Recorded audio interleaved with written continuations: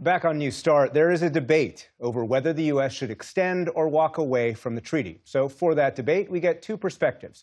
Rose Gottmiller was the chief U.S. negotiator for the New START agreement during the Obama administration and is now distinguished lecturer at Stanford University.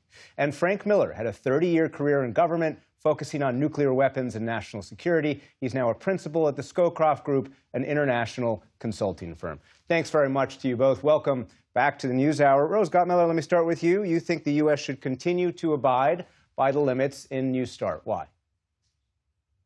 I think that the limits of the New START Treaty are important because they keep not only the United States under limits, but they keep the Russians under limits at a time when the Russians could move rather quickly to upload warheads and put more warheads on each of their missiles, and therefore, I think, outrun us in this period when we are looking at China building up. As Secretary Rubio quite rightly said, they are building up quickly. So it's, to my mind, a no-brainer to keep the Russians under limits as we ponder and plan and prepare to confront the Chinese on this matter. Frank Miller, is it a no-brainer to extend the treaty for 1 year? No, absolutely not. Paradoxically, getting rid of the treaty makes us stronger, makes the world more peaceful. The treaty capped U.S. force levels, deterrence force levels, at the 2010-2011 levels. The world is vastly different. We now face an antagonistic Russia and a growing antagonistic China. And so if we are kept at deterrence levels that are inadequate to deter Russia and China simultaneously, which is a conclusion that a commission that Rose and I both served on in 23, then by signaling that we're not prepared to keep our deterrent at current levels, we suggest to the Russians and the Chinese that we are bluffing, not that we have a real deterrent. Rose Gottmiller, does the caps limit our ability to deter? Well, Frank and I differ on this quite clearly, and he's a greatly respected colleague. But I will say that it's a question of how fast do we have to move right now.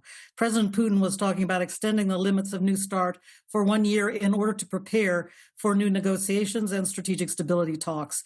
I don't think anybody denies, certainly I do not, that we have a very severe development here with China building up its nuclear forces all of a sudden. And so we need to plan and prepare carefully at this moment for what we do about China.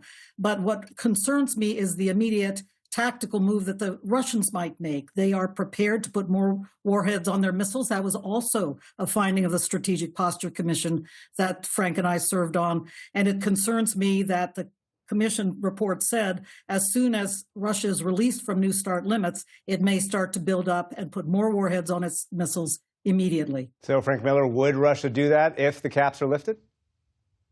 Russia could do that, and to be perfectly honest, that doesn't bother me one bit. What bothers me is that the United States doesn't have a deterrent force adequate to deter China and Russia simultaneously.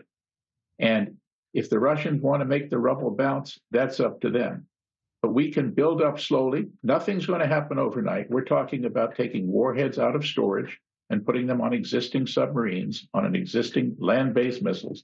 This is a process that will take several years to do. So there will be nothing sudden, and we could always engage during those years in new arms control negotiations with the Russians and perhaps the Chinese. But this treaty has run its course. Rose Gottmiller, what's wrong with taking more warheads out of storage? Well, there's nothing wrong with it. And in fact, we are planning and preparing to do so. But Frank said very clearly, this is going to take a couple of years to do. So why would we take a chance in this coming year as we're preparing and planning for new talks with both China and, I stress, Russia?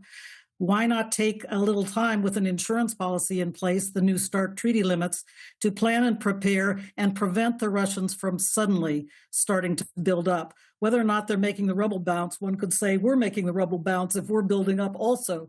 But I think it's important to bear in mind this is not a question of disagreement between Frank and me. We need to counter both of these powers, these nuclear powers. It's can we take a year to plan and prepare and do it carefully when we know it's going to take us some time to begin to upload our missiles anyway, to put more warheads on our missiles anyway. Frank Miller, I saw you shaking your head during that answer. Well, my counter to my friend Rose is that we've taken 2 years. The report from the Commission came out in 23. The Biden administration embraced the report's conclusions in 24. We've given the Russians time. It's now incumbent upon us to begin to take our deterrent to the levels, and we're not talking large numbers of organs, but to slowly build up our force so that it can deter Russia and China simultaneously as U.S. policy stresses. And if we can deter simultaneously, the risk of their aggression, their attack on us or our allies, is dramatically reduced. In the 2 minutes that I have left, can I bring us back to the argument you heard from the Norwegian colonel in our story? And Frank Miller, let me actually start with you. Is it a good idea for U.S. allies who are doubting U.S. nuclear credibility today to consider their own nuclear weapons? No, nuclear proliferation is not a good thing. I don't know the colonel. He's clearly very young. The fact is, from the beginnings of NATO in 1949, allies have always questioned, would the U.S. come to their aid in extremis? We have done so for 80-odd years. We have deterred attack against the NATO alliance. And so people are going to have to put their faith in the United States, just as their fathers and grandfathers did. But, Rose Gottemoeller, there is clearly some European doubt, some European loss of faith, if you will, in the U.S. nuclear guarantee. Do you believe that Europe, or frankly even Asian allies today, should doubt the U.S. nuclear guarantee? This is one thing that Frank and I do agree squarely on, that the notion of friendly deterrence is not going to, friendly proliferation, rather. We need friendly deterrence, right? But friendly proliferation will not serve us well because, for one thing, the NATO European allies, as well as our Asian allies, need to concentrate on conventional force buildup and conventional force modernization.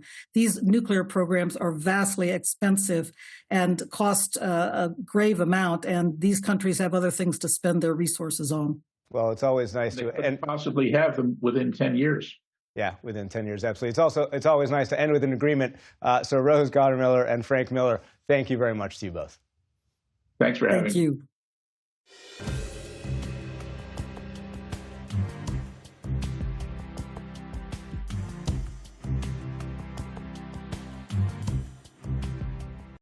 Support journalism you trust. Support PBS News. Donate now, or even better, start a monthly contribution today.